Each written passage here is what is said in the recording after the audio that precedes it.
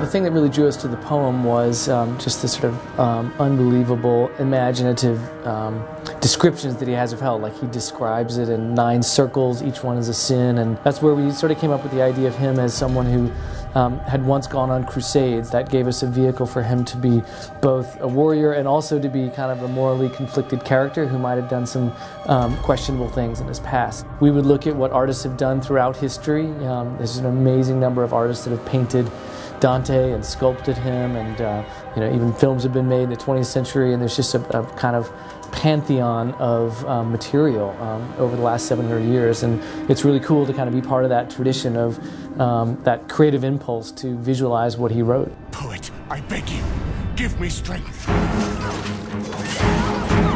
Dante's Inferno is very much an action game, first and foremost. It's also very accessible, and you know, we want people to pick up the controller, start pressing buttons, feel powerful, and feel like they can take on hell and killing demons, facing your own internal demons, and rescuing Beatrice. You know, in terms of the gameplay, it's definitely you know, heavy on the fighting. It's kind of squarely in that fighting genre, but you know, the game has a lot of puzzles, it has a lot of platforming, a lot of big action sequences.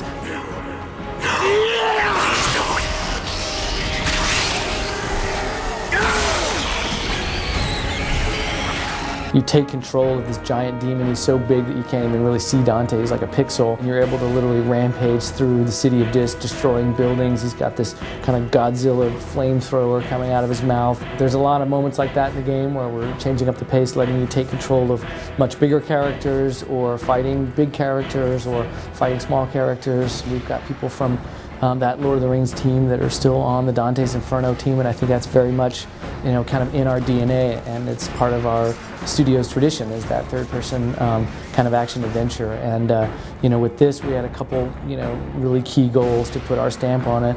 You know, one was to make sure the game always ran at 60 frames per second, and that's, you know, something that was really important to me and hard to do in this generation of consoles. But mostly to really tell an incredible story, and to reach back into a piece of literature that, you know, a lot of people know, a lot of people don't know and are finding out about because of the game, which is cool. But we wanted to kind of put our stamp on it by offering more choice to the, you know, the way the character upgrades, and the relics and the magics, and the way you can kind of fine-tune your character instead of it just being kind of laid out for you.